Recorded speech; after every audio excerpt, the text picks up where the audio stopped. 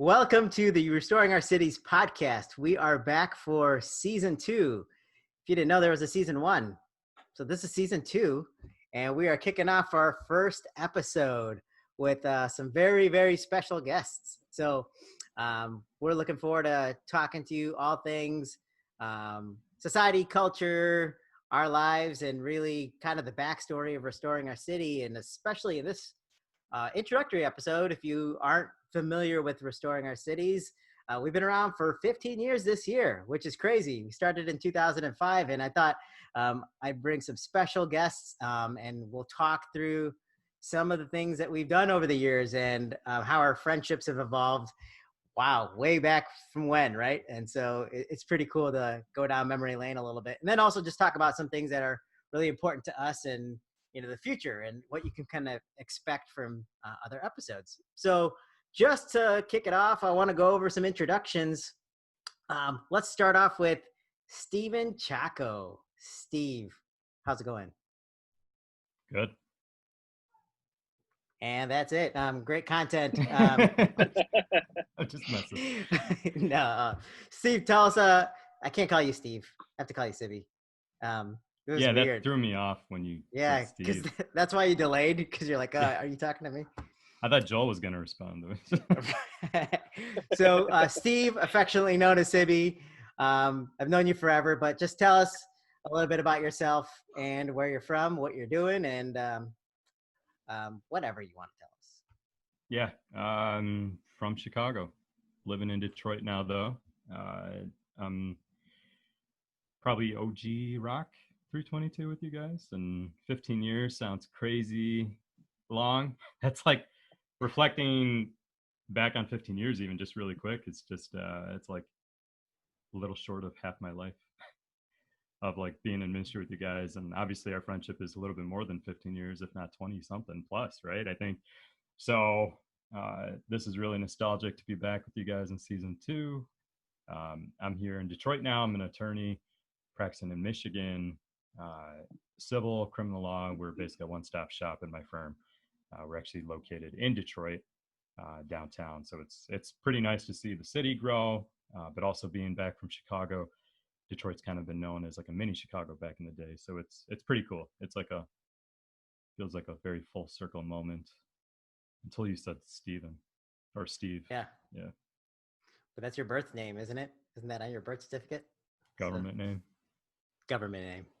All right. Well, we are so excited to have you and using this platform for us to connect, even though we can't see each other as we often did before, but even states away, which is cool. Speaking of states away, we have another guest from across the country, Toby Korean, hailing from New York. Yeah, hailing from New York.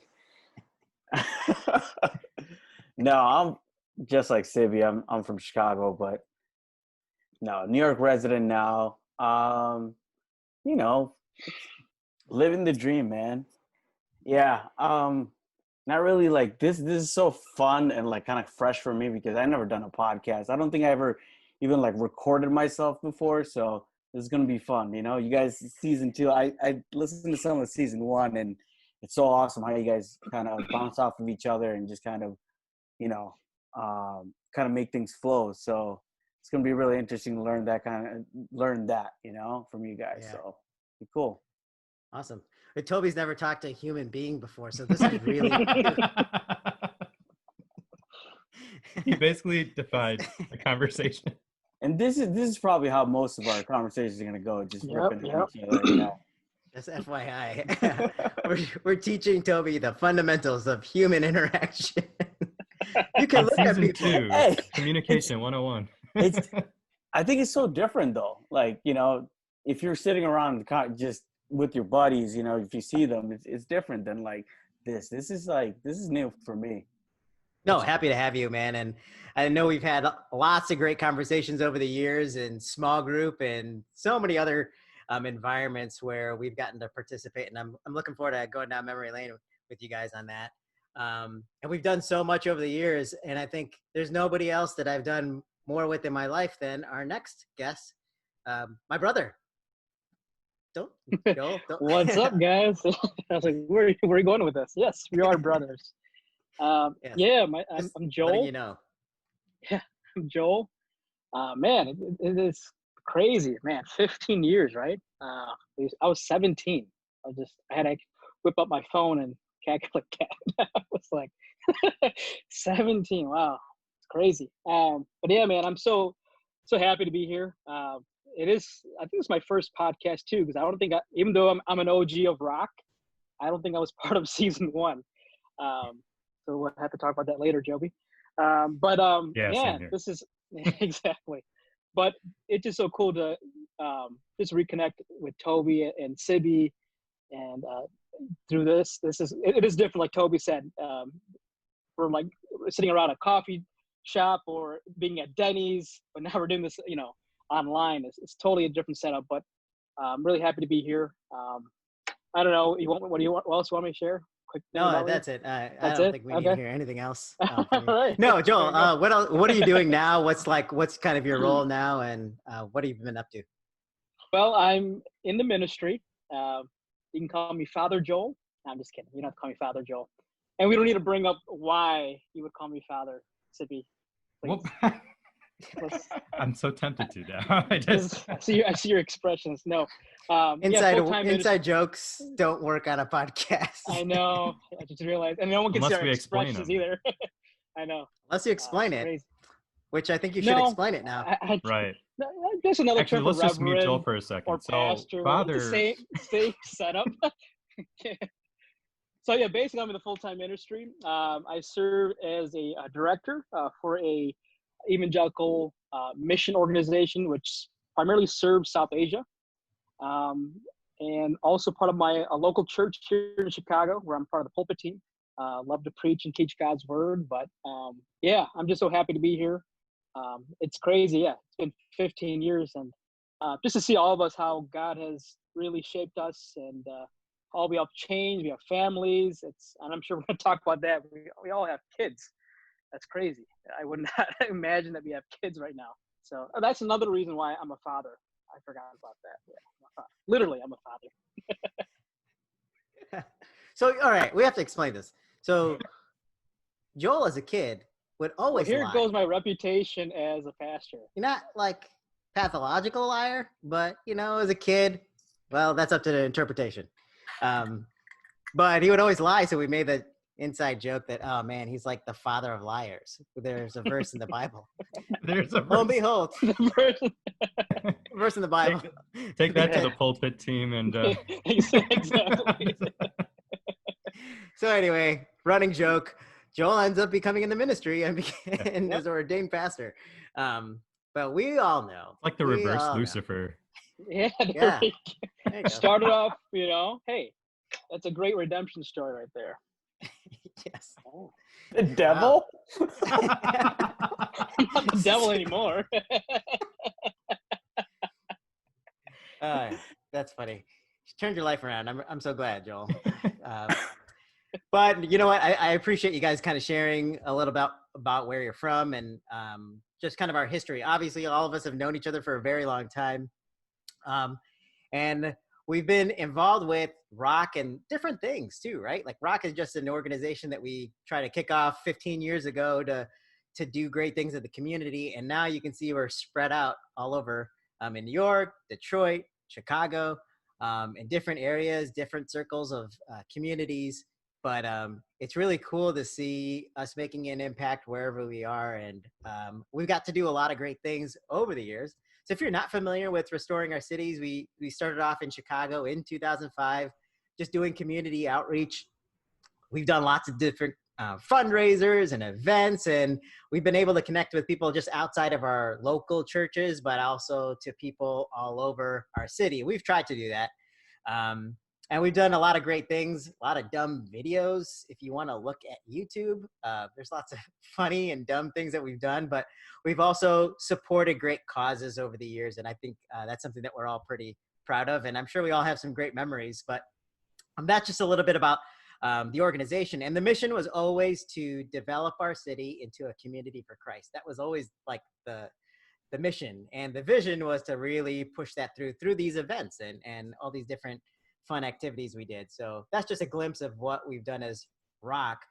And we've done a lot over the past 15 years, some things off and on, and sometimes life interrupted, like us having kids and families and marriage and all this kind of crazy stuff. And it's been really great. So I really wanted to go around, take a trip down memory lane. What are some of the things that stick out to you over the past 15 years? Sibby, I mean, I know you're there from the beginning, organizing and starting Rock, but like over the past several years, what sticks out to you? You said 7 years? Several. Oh, several. I was like, oh God. Yeah, we officially kicked you out after you moved. I think actually the last 7 years I've been out. Oh man, I guess maybe I'm not answering this question exactly, but impact wise, right? Like I think the impact of Rock, like seeing people get second chances in a way, you know, and just getting an opportunity to really meet people outside of our comfort zone. And I'll say that because it's not like we're so familiar with just being in our local church in Chicago, and Chicago could be intimidating with having 13 plus churches that are pretty large in size, not as large as you would find in like Texas or something, but significant number of people. And it's just, it was an awesome way to just reach out to the community and see an impact with kids that probably, I can't say for sure, but wouldn't necessarily be wanting to connect with each other and the community that we were able to bring together outside of Rock events or outside of Rock, like Bible studies and, you know, different things that we were able to plan. That was definitely like an awesome thing. And that's just what I always remember Rock to be. Awesome. Yeah. And I think, you know, Sibby and Joel and myself, we grew up in the same church, but Toby, like I knew you were at a different church, especially when we were young and doing all these kind of things. But then we got to connect with you through these events too, which I think just kicked off our friendship, right? Yeah, Right. I think we started really doing stuff when Pastor Uman was around in the church on Palatine Road. I think when you guys started coming for those kind of, you know, just like small group or Bible studies afterwards, and then we just started kind of, it's like the typical thing to do, right? Go out for lunch somewhere, you know, go to Starbucks, hang out, stay way too long, and then yeah, man, like those are some really good times. I think just the fact that like we went out and we just kind of did stuff that, you know, that was different, you know. I think specifically I would say like the benefit concert we threw for Bombay Teen Challenge. I think that was pretty awesome. I think that kind of sticks with me even now. You know, it was just great to see that many people involved was that, you know, with something that's that important. So I think that's what probably like sticks in my mind from all these years. Yeah. 2011. I remember that. Wow, it was a long time. It was, I remember that because it was the year Joel was actually moving to India for Bible school. And that was actually one of the last events that we did right before Joel moved. And I think that's, people still come up to me to this day, like, and will tell me like, hey, remember that concert that we did? It was so awesome. And we raised over $10,000 at that event, which is small for a group of like high school and young college kids, which was awesome. But, and speaking of that transition, Joel, I know you actually made that decision to move to India around that time, right in the middle of when we were actually organizing stuff with Rock. So what sticks out to you about just the whole experience and maybe how that plays into your India transition? Sure. Man, like, yeah, Rock definitely has made a huge impact in my life, even spiritually. But kind of piggyback what Sibby said, I think it is because of Rock I have probably built like some awesome friendships, like Toby. I think through Rock, through those Bible studies, if it wasn't for that, I probably would have never met Toby. Probably would never want to either. No, I'm just kidding. No, but like, you know, like I consider Toby like mean, that's the thing. I love Toby. He's like one of my best friends, you know. And even though he lives in New York, but every time we talk, it's like we just pick up where we left off. And the same thing with Sibby. But I think being part of this ministry played a vital role in that. And then going back to what I said about spiritually, Rock started because of chaos, right? I don't know how much detail you want to go into all that, but there's some chaos that we experienced at church, and I'm just thinking today, you know, how we responded to that chaos back then when we were like 17 years old. And we could have ran away. We could have ran away from God. We could have, you know, just did our own thing, but we came together. Specifically Jovi, Sibby, myself, you know, Jason, Sam, Tobin, and Jonathan. We all came together and we prayed, and that's how Rock was formed. And so that taught me so much and played such a huge role in my life, and motivated me, encouraged me to do more for God. And so me moving to Bangalore to pursue my Master's of Divinity, just to get out of my comfort zone and just kind of get more of a worldwide perspective of God, because, you know, all my life living in America, I mean, Rock played that vital role. It encouraged me to, you know, want more of God in my life. So, I mean, and then of course, there's so much memories that we had, like even the videos. I mean, some embarrassing videos I was part of too, but some videos we had a lot of embarrassing. A lot of them. And some videos we probably had to censor because you know, Bill Cosby's in jail now. Oh my God! So we probably can't show that video anymore. So explain that. Explain that for our listeners out there. So that's the most craziest statement to ever for no one that knows. I know, right? So we have to censor right because there. Bill Cosby's in jail. In jail. So what kind of video did you make? Jello. So let me explain to all of our first-time listeners out please there. Do. Joel, so we would make these promo videos for these events where we would raise funds for very worthy causes. This all started off for good reasons. Yes. I feel like I'm on trial here. But anyway, so we would make these promo videos, but we'd make them comedic because obviously we like to laugh, if you haven't gotten that point yet. So anyway, Joel wore this ugly sweater, looked like a Bill Cosby sweater from The Cosby Show. And now you use that reference from something 15 years ago. It was funny back then. It's I just a keep whole hearing, different. like, hey, Rudy, or what did he say? Shut up, Denise. So if you want to, pause this podcast and go to YouTube. Wait, I thought you blocked it. We encourage you to pause this Oh, podcast. Oh, no. I feel like the views still went there? up after Oh, Cosby really? went Oh, to jail. They probably used it in his trial. It's like, Probably. See, look, see the look negative what you impact did. you have on the youth of America. Thank you for bringing that up, Joel. Like the videos and I do want to just take a second here because I don't want to make it sound like we're just doing this big old pat ourselves on the back with like, hey, look what we did with Rock. Because at the end of the day, 15 years later, now that I look back at it, it was never about Rock.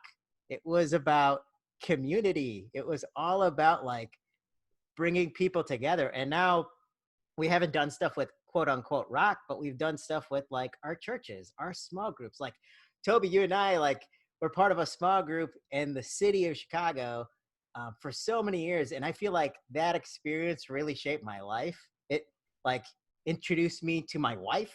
It like opened up the doors to meet my wife, and Toby met your wife, and now we have kids. Oh my gosh, yeah. I mean, that small group was, you know, it was one of those things where that was like your anchor sometimes, you know. So those small groups are amazing.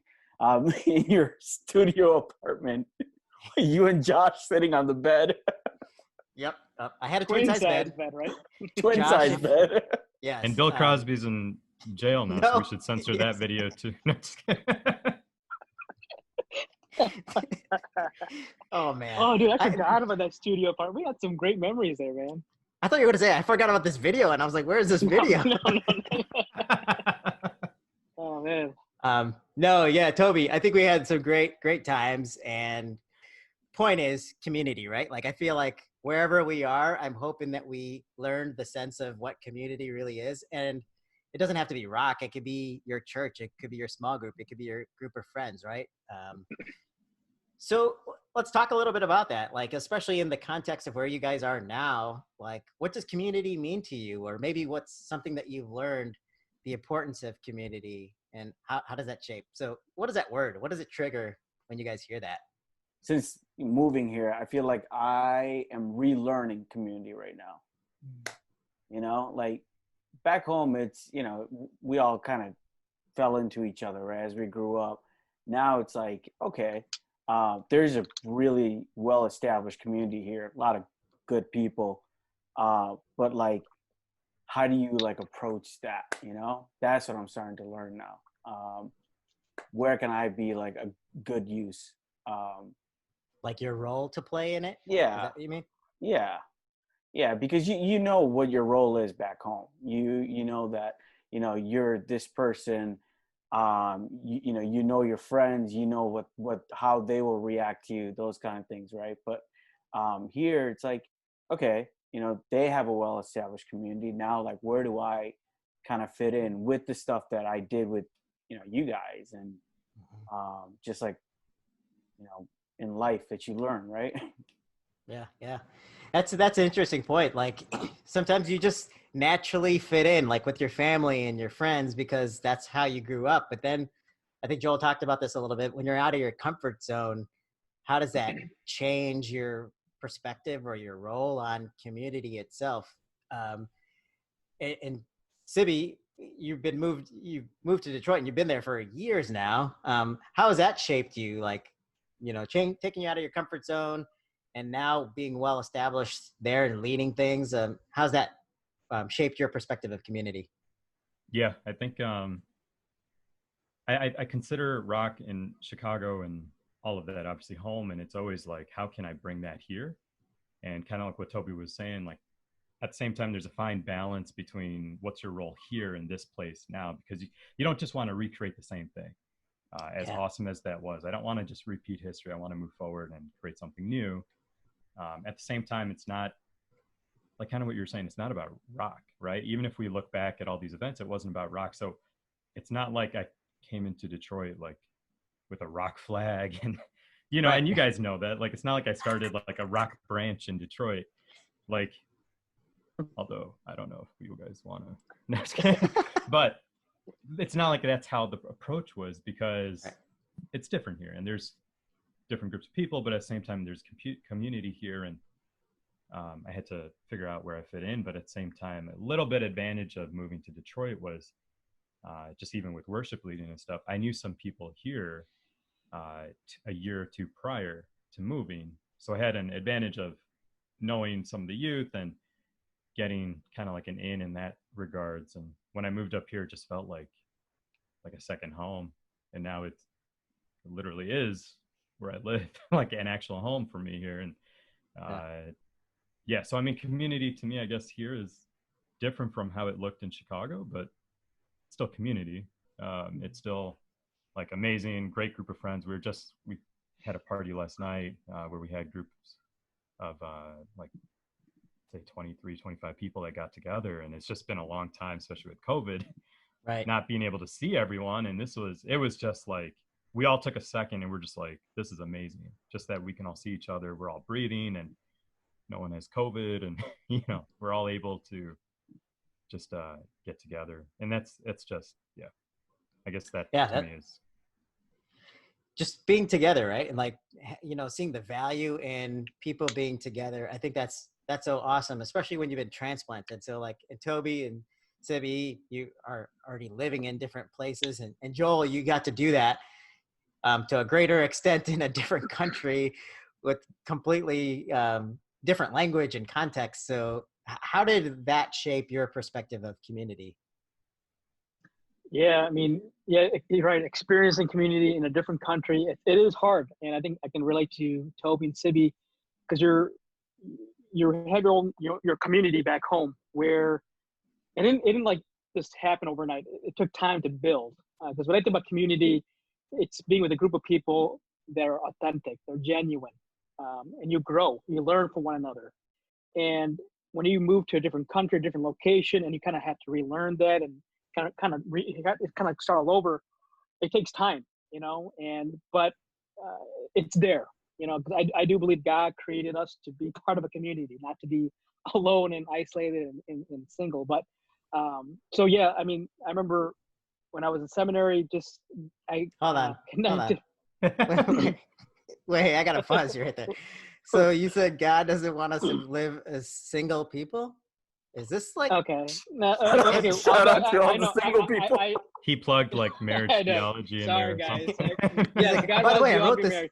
No, Right. you're right. I apologize. I didn't mean that way. I mean, It's already on not Twitter. to be You're single. already- No, well, you're trending. Joel believes everyone. No, of course, there are people called to be single, but we're called to be with people, have friends. To be isolated, be- I think is what you're saying, exactly. right? Not to be isolated. So yes, Yeah. of course, you don't have to be married, but it's good to be married. It's fun. It's fun. But yeah, I like when what I you was said in about authentic. yeah, and I experienced it in seminary, especially growing, because that was different context too. Because in seminary, you're challenged because, like, do you believe in the Bible? Like, there's a lot of things you learn, and you begin to question, and then you're like with like-minded people, and then you get to be real and genuine and share that, and you grow. And then moving back to America, and now leading a small group right now in my church. This is my second year of leading in the south suburbs for our church, and we're still growing. We're learning, but we're learning to be authentic and genuine, because like being part of the community, that's where you go to when you're in need, you're down, when you be lifted up. And, I believe in like a gospel-centered community where you live out the gospel with one another. But I don't want to keep going down another theological discussion, but you guys know what I mean. Pass the offering plate, guys. There you go. It's an altar call. Yeah. Yeah. Okay, well, we've been talking about videos a lot, okay, because we've done a lot of these promo videos. So I do have to ask, what's your favorite one? Favorite video that we've done I together? think I've heard the most feedback on, just personally, I guess, with The Office initially, but then also your guys' rap video was hilarious. yeah. That's awesome. Yeah. Forgot about the catalog. That was so good. I think it was Steven or Yeah, Oh, Stephen Stephen Joseph. Joseph. Shout out to Stephen Joseph. yeah. H2O. And then Lance's, was it a caddy? Cadillac? Or Yeah, it was a Cadillac. Yep. Yeah, old Yeah. Cadillac. that's like So- community right there, just by that video. Yeah. And that's exactly my point too, because like a lot of people saw the like I don't know, what's the right word? The campiness of the cheesiness of the videos that we did, and we purposely did that. But in the back of my mind, when we all created these videos, it wasn't just to be like, hey, we could be these like YouTube stars. I don't think that was ever at the forefront of our minds. No, not at all. That didn't exist. I don't think that Dude, exists. I No. always remember when we were talking about doing these things and we come up with ideas or we're filming, Joe would be like, man, this is so stupid. Like, but that was like in a positive way. He's like, this is perfect. This is so This is dumb. so stupid. And we would talk. Stupid. Dude, that sounded like Barty for a second. It's like Or stupid. Aziz. Or We've been Aziz, right? trying. Aziz, yeah. But what we would say when we're editing even is, dude, if we're going to be stupid, let's do it for God, right? Like, I always remember that. If we're going to be stupid, or like come off What? embarrassed, or let's just be I don't embarrassed think for any God. of us Like, thought that. I'm like, what? It would be stupid for God. He's stupid for God.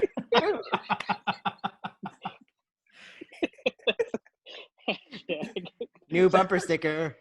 Sell it I'm at your trying, garage. I'm trying to center myself from Toby jokes. Right. I know what you mean. I know what you mean. We actually, we've thought that it would be like, let's put ourselves out there. Let's just be, throw caution to the wind. Let's embarrass ourselves. Who cares? We're doing it for a great cause, right? Yeah.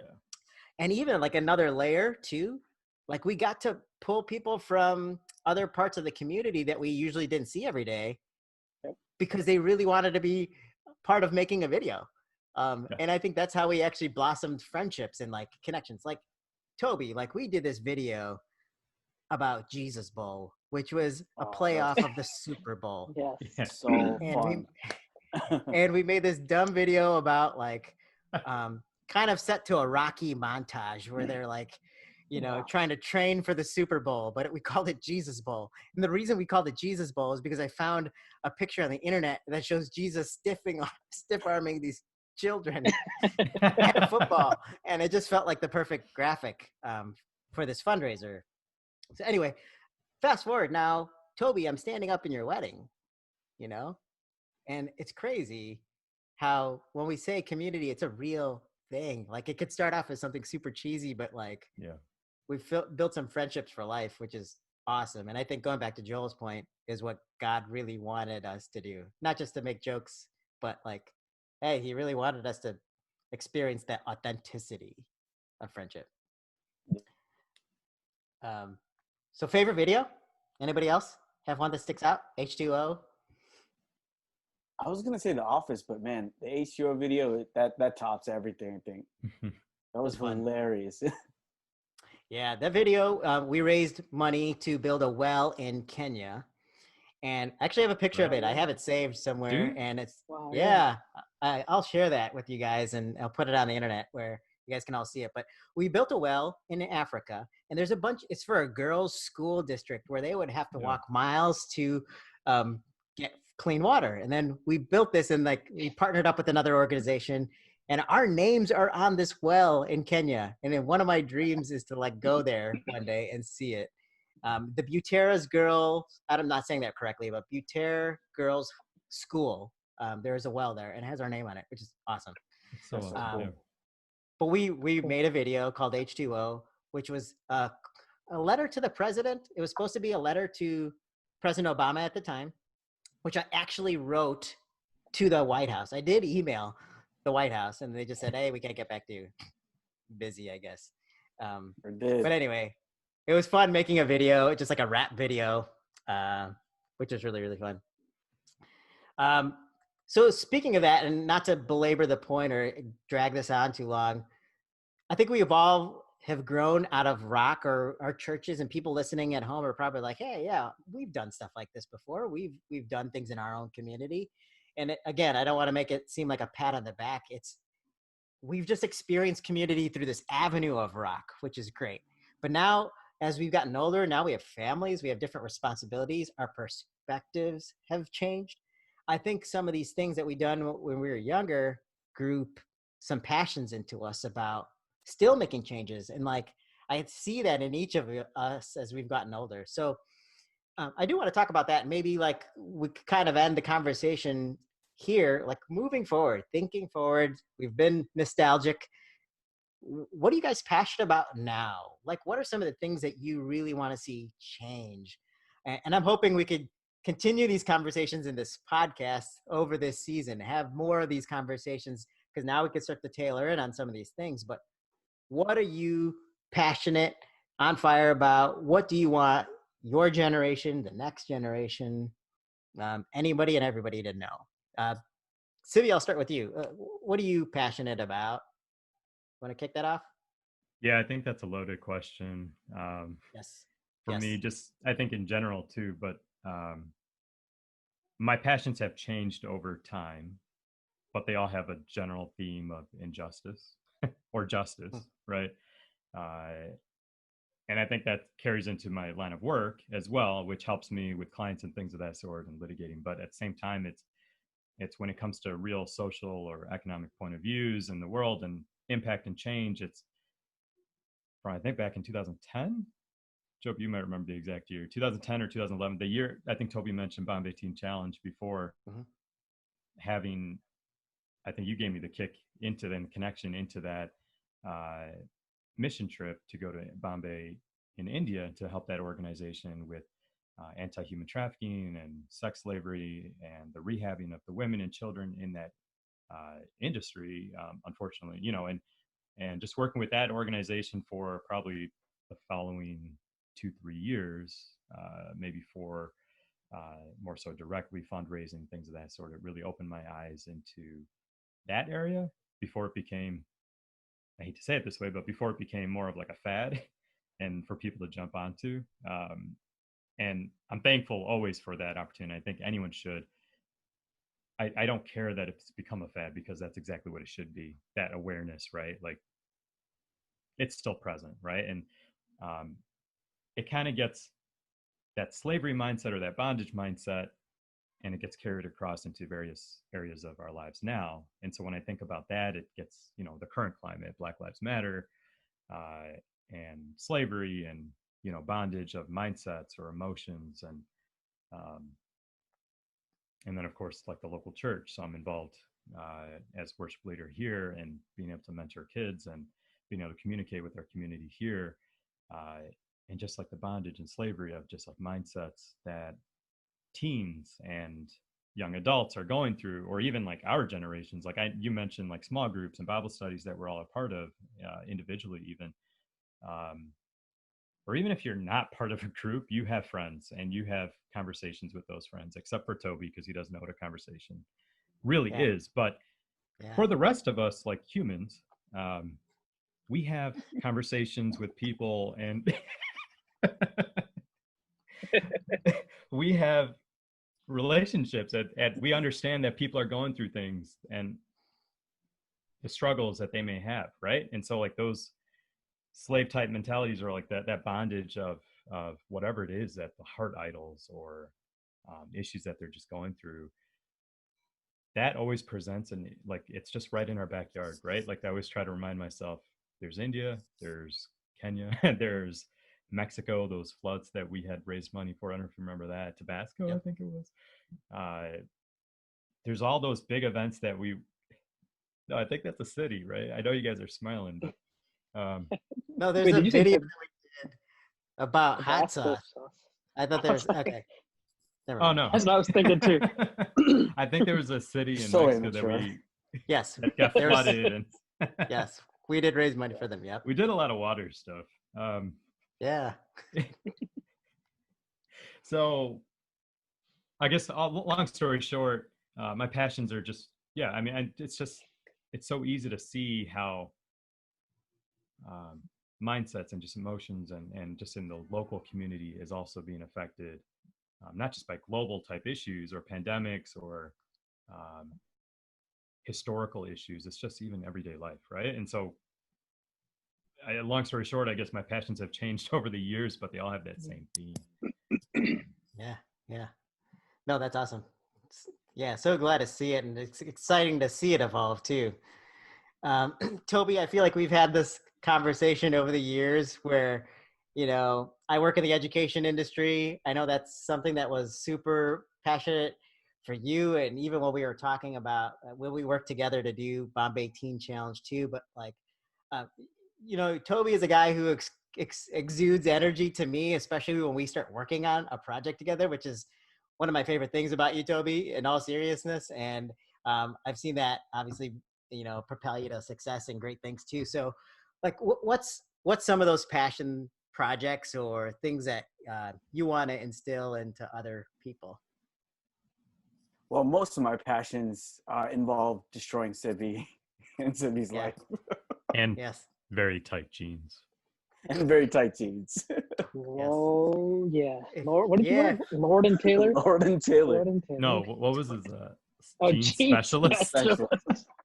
Yes. Explain it for everybody, Toby. Like, tell them your job in high school. There's nothing to explain. Please tell me that shirt is I just worked in the jeans department. He's wearing a denim shirt. This is what I get for working in the jeans department for like 4 months. Remember when I called you that one day? Yeah. I even got a phone call to the department. Oh, Joel called you? Yeah. I picked up seriously. I was like, oh yeah, there's the first call. Yeah, he's all excited. Sorry, man. Did you work on commission? Were you ordering jeans? Like that sounds awesome. No, he was asking me questions about different jeans. I'm like, man. I had him for like 5 minutes, and he's like, yeah. Like he was like, he was very professional. Yeah. I learned a lot about jeans that day, and then I just couldn't hold it. I just started cracking up laughing, and he couldn't I think your boss was there. Yeah. He couldn't be like, I hate you, Joel. He's like, Joel. He just had to hang up politely. Who calls a store and asks for the jeans specialist? I know. Oh man. So Toby, outside of your days Gotta at get Lord and Taylor, serious. yeah, outside of your days at Lord and Taylor, tell me your passion outside of denim. Man. Outside Yeah. of town. Outside of my That's very subtle. I love that. Yeah. No, like Sibby said, things change, like how your life is or where your life is. But right now, what it is. We all know what it is. It's been the subtle monster that's been around for so long, and it's played off as jokes. It's played off as not a big deal. It's played off by ignoring history, and sometimes in some cases erasing history. um Man, right now, it's just staring in my face, and I feel like I'm giving as much energy I possibly can to the racial injustice that's going on in this country, and just racism overall, and what it means to be a social justice warrior, if you want to call it that. I know that's sometimes a bad term, but like, um, what that means in this climate is just that's what I'm passionate about right now. And of course, the reason for that is because friends and family, and just overall, man, just being human. Like, this needed to be brought out into the light and just smashed. And like, I'm really happy it's finally happening.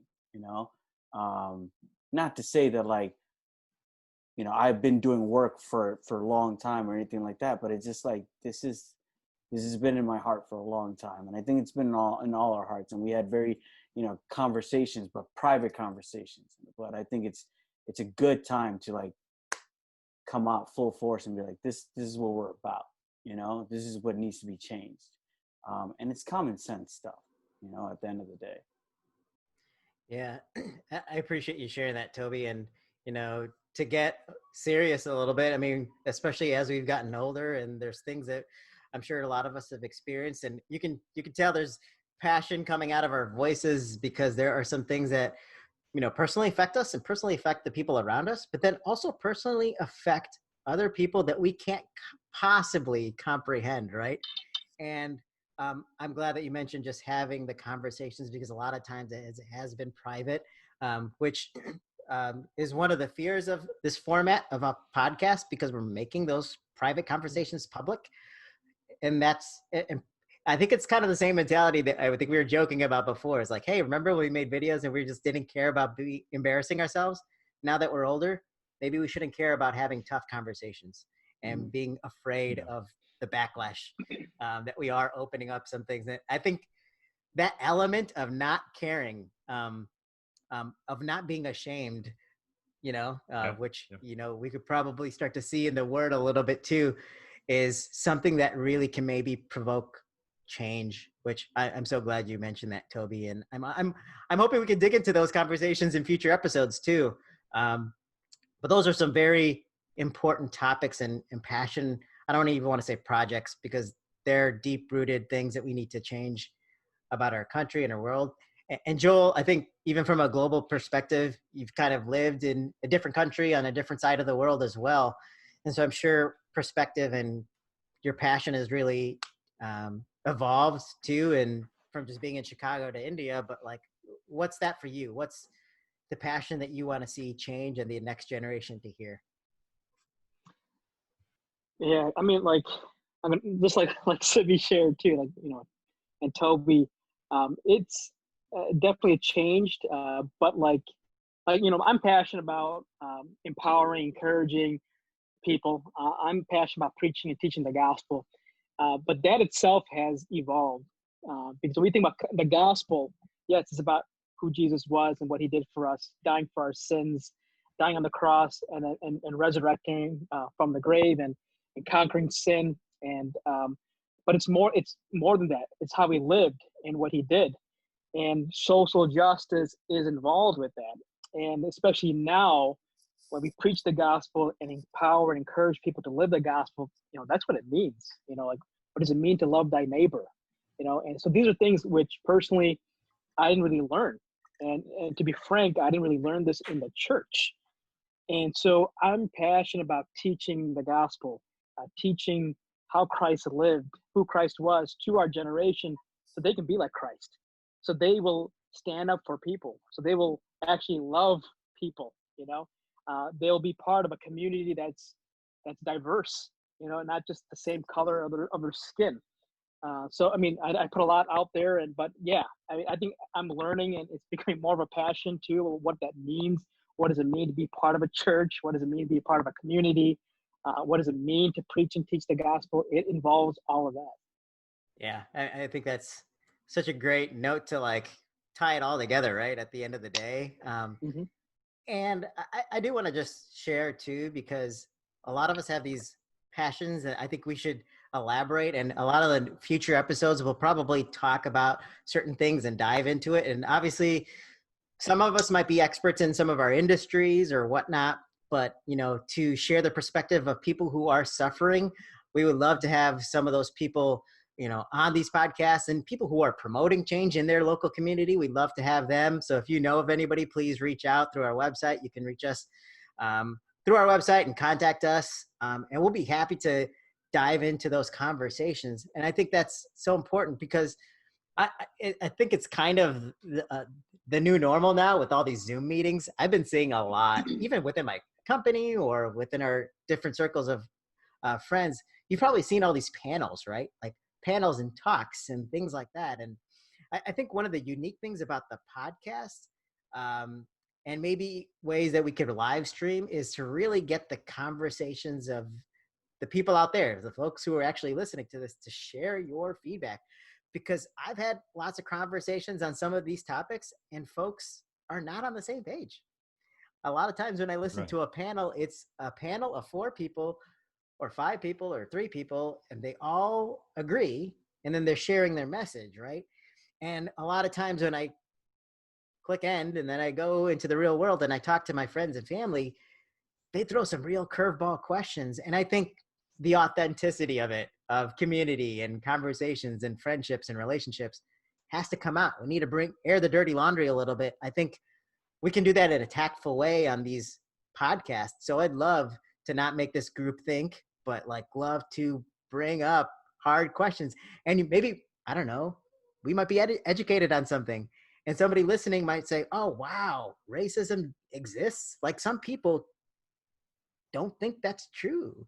And there's some people who do believe it. And then some people might say, well, what about this perspective? And I've had to like stop and not just turn my brain off, but like actually listen and say, oh, well, if I want them to listen to me, I need to listen to them.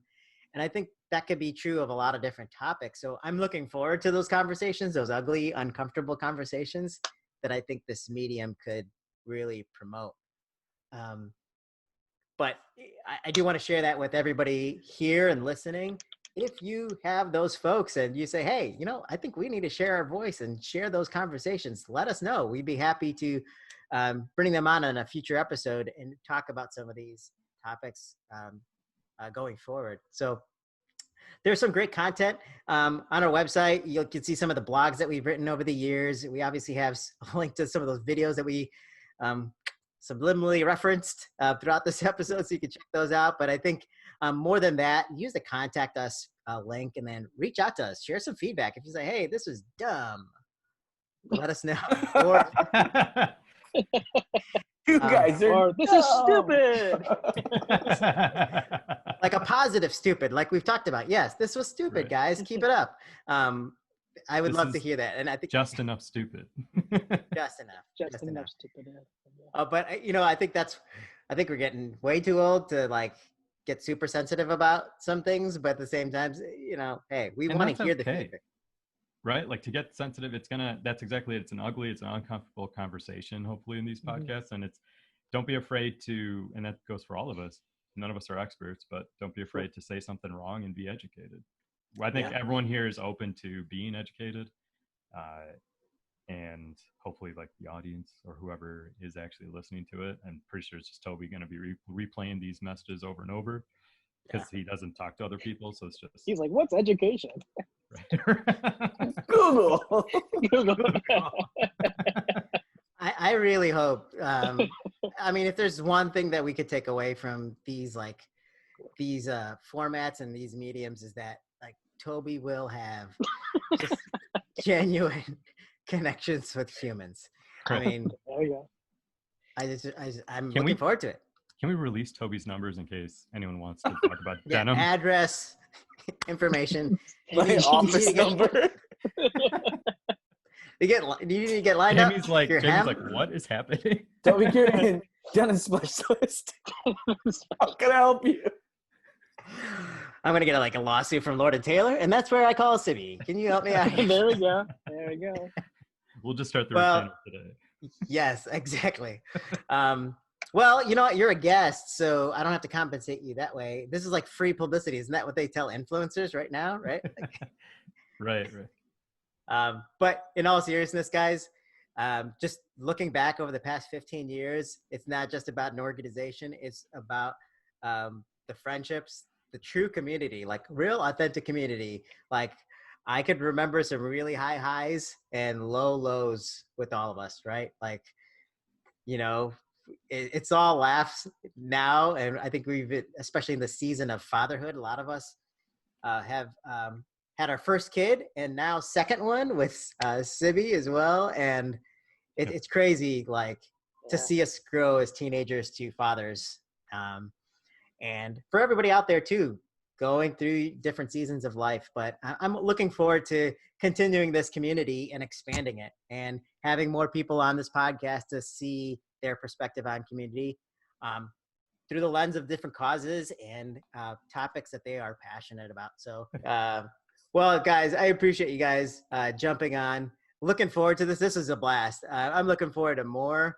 And then obviously more candid conversations on some great topics, but I think this is just another avenue where we could restore our city. So thank you guys for jumping on, and we will see you guys on the next episode. If you haven't already, subscribe. You can find us on Apple Podcasts, Spotify. You can find us on SoundCloud, Anchor. You can subscribe. SoundCloud. We have a SoundCloud. That's awesome. That's what I tweet at the bottom of celebrity tweets if it ever goes viral. Hey guys. So yeah, check us out. Tell your friends, and then tell us your honest feedback. We are looking forward to it. We hate you guys. We hate you guys. All right. Thanks, guys.